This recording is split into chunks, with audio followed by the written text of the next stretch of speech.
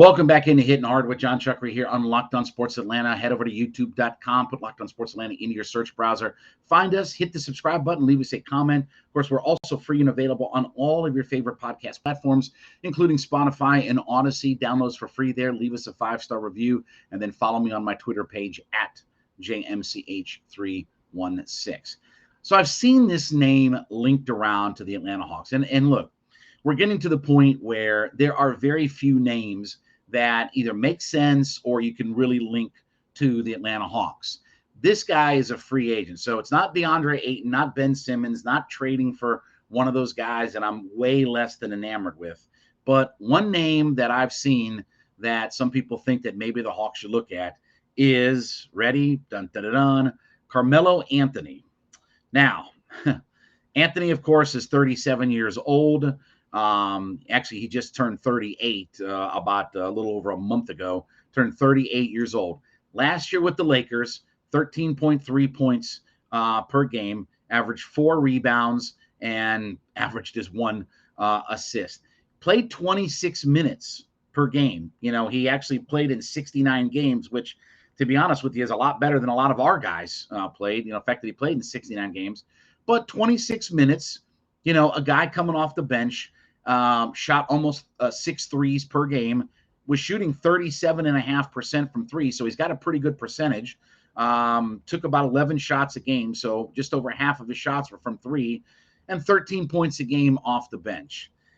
Is he a guy, and I've seen his name popping up now because, look, we're getting to the point, like I said, there are very few guys left to wrap your arms around for the Atlanta Hawks. And they do have to make some moves. I mean, they do have to start bringing in some other players. You know, again, they've got A.J. Griffin and they got Jalen Johnson, and they'll probably mix in some of their young guys and this, that, and the other. But, you know, they're looking for potential bodies. And if you're looking for a guy coming off the bench, could Carmelo Anthony fill that role?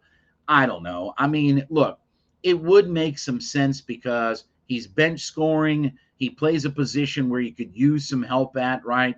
He can play that, you know, one of those wing positions out there. But one of the things that Landry Fields has talked about is their number one priority is they've got to get better defensively. Now, they just drafted A.J. Griffin, who is not considered to be a very good defensive player. He's a terrific catch and shoot from the 3, you know, can score and all that kind of stuff, but he's not considered to be a very good defensive player, and he's got to work on that aspect of his game. Now, the nice thing is that, you know, at 18 years old, not even 19 yet. He won't be 19 until August. He's got plenty of time to work on that part of his game and figure it out. Carmelo Anthony at 38 is a finished product. So if you're looking for a guy to just come in like Vinnie Johnson back in the old days, that's for my old school listeners. Vinnie Johnson was known as the microwave. He was a guy who would come in off the bench and he could just shoot you right back into a game. Now, some nights he could shoot you out of a game, but his plan was, you know, and his role on the Detroit Pistons championship teams was come in and shoot you back into a game if need be. Anthony at 38 doesn't really excite me. I get that he's a veteran. I get that you're looking for some of those kinds of guys. And, you know, maybe he would have some interest here because the Hawks do look like they're ready to try to win, right? So if he's not going back to L.A., I've seen him linked back again with the Knicks. Can I tell you, that seems more like a perfect fit for Carmelo Anthony, is to go back to the Knicks. I like the 13 points a game. I like the fact that he was playing 26 minutes.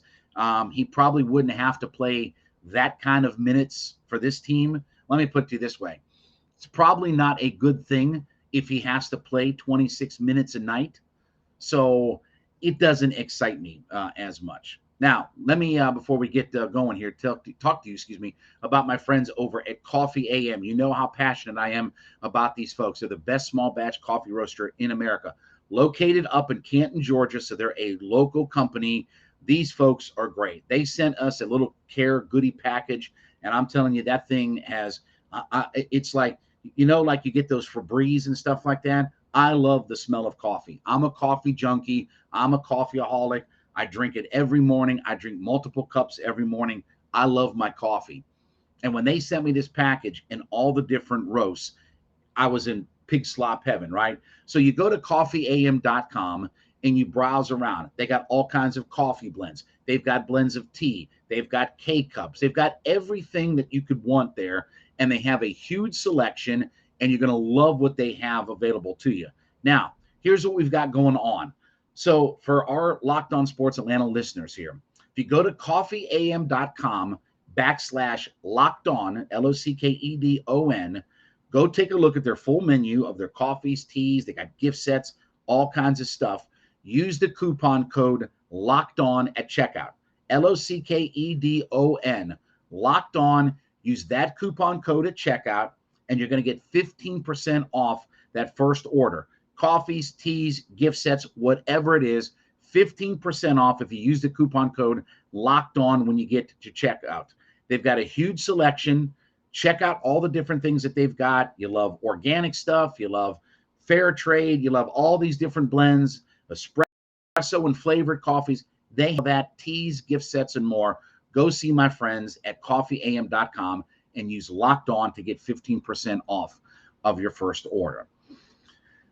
And yes, while I understand that, we could certainly use some offense, I think that role, you hope that, the 18-year-old is the guy that you start to lean on. And Jalen Johnson's another guy as well that they have to bring in here. I'm not that enamored with Carmelo Anthony, and I think that it makes a lot more sense for him to go up to the Knicks. They're not ready to win. He can go home. He can go shoot the gym, lights out and all that good kind of stuff and do all that stuff. But as far as bringing him here with the Atlanta Hawks, that doesn't really excite me. And look, the reality of the situation is, and I told you guys this months and months ago, is you do have to expand your horizons about who is available and you can bring in.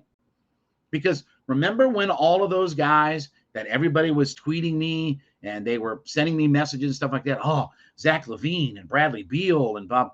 Okay, well, those guys were never available. And I said, those names sound good, but they're not going to be available. Well, why would Bradley Beal go back to Washington? Because he gets $251 million. That's why. Because he gets $60 guaranteed million more than anybody else in the NBA is able to pay him. Not that somebody wouldn't, but nobody can pay him that kind of money. Duh. That's why he goes. That's why Zach LaVine stays in Chicago. Oh, I can sign for $214 for 4. Get the Bird rookie mat. Yeah, give me all the money. Give me that loot. Right?